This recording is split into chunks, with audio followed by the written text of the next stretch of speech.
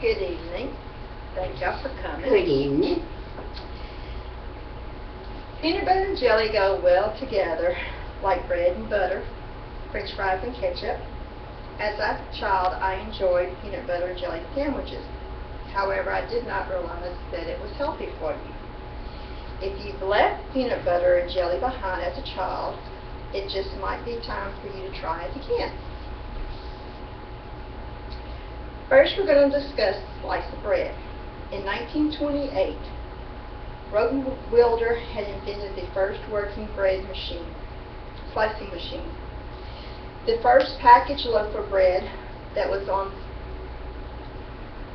the shelf at the store was called clean made sliced bread. Peanut butter is the next ingredient.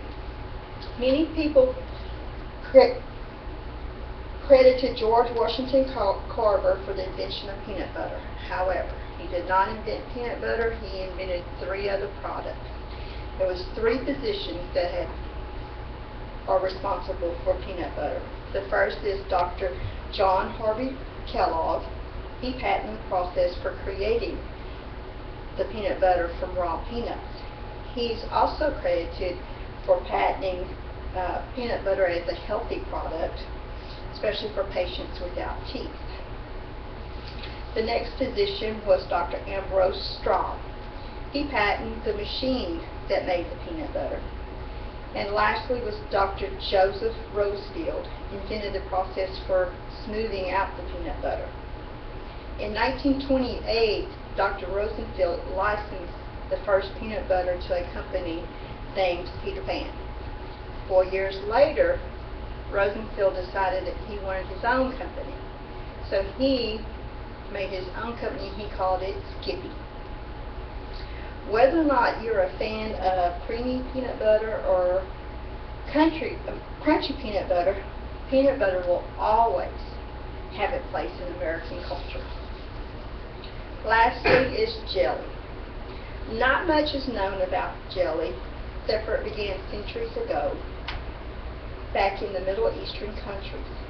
The first book on jam making was published late 17th century. In 1917, a grape jam was patented by, who knows, but Mr. Paul Welch. See my? He named it, though, Grape Lord instead of the grape jam. How sliced bread, peanut butter and jelly came to be is unknown, really. The first advertisement was mentioned in 1940. However, we do know that soldiers back in World War II used the jelly to put on their peanut butter to help with the palate of their mouth, so the peanut butter would not stick to the roof of their mouth. It also made it taste better. But still, peanut butter was still popular after World War II. Back in the Great Depression, peanut butter was popular because back then meat and butter was limited supply. Peanut butter and jelly contains 13 grams of protein, 3.5 grams of fiber, no cholesterol, 80% total fat consisting of healthy and unsaturated fats, which help lower your cholesterol, and additional vitamins and minerals. Peanut butter and jelly, if you eat peanut butter and jelly with natural peanut butter, sugar-free jelly, and whole grain bread, it can be a very filling lunch and also high in protein and omega-6. Now, we're going to make peanut butter and jelly sandwiches. Yay! I will instruct y'all on what to do. First, I'm going to pass out everybody's bread.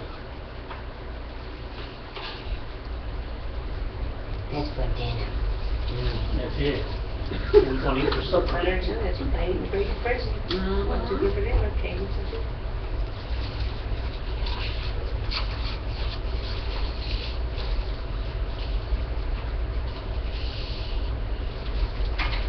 I put empty extra bowls of peanut butter and jelly, so that way whenever we start making it, y'all can make it then. Okay?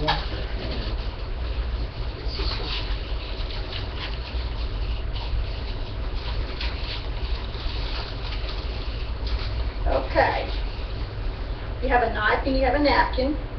Put both of your pieces of bread out on your plate.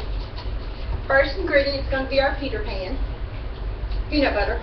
That's a good one. Take a knife and you scoop just a little bit out. Y'all can go ahead and get started. Let's go. And you just spread it on your bread. If it's not enough on your bread, you can add more to it.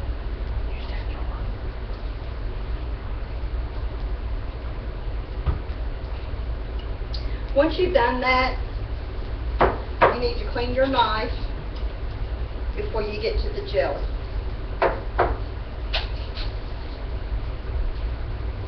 Next, I'm gonna open up the jelly.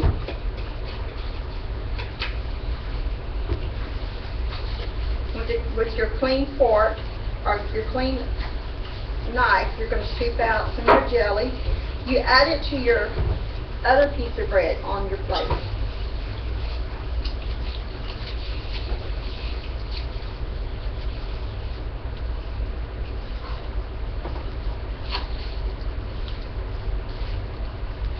And once again, if you want more, you can add more than what the scoop is. Once you finish that,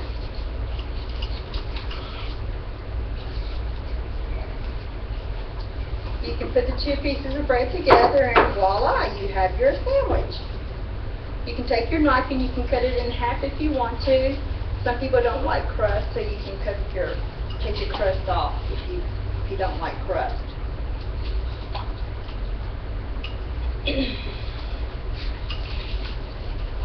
And in conclusion, I'd like to talk about the history of peanut butter is unique by itself, especially with the ingredients that are involved with making the peanut butter and the history.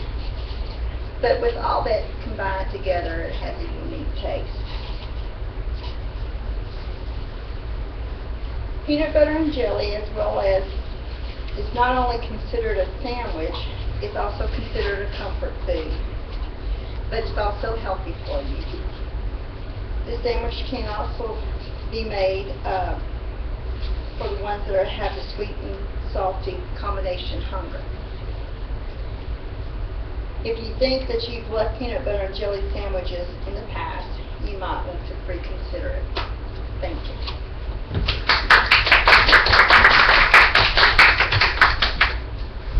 Sound good?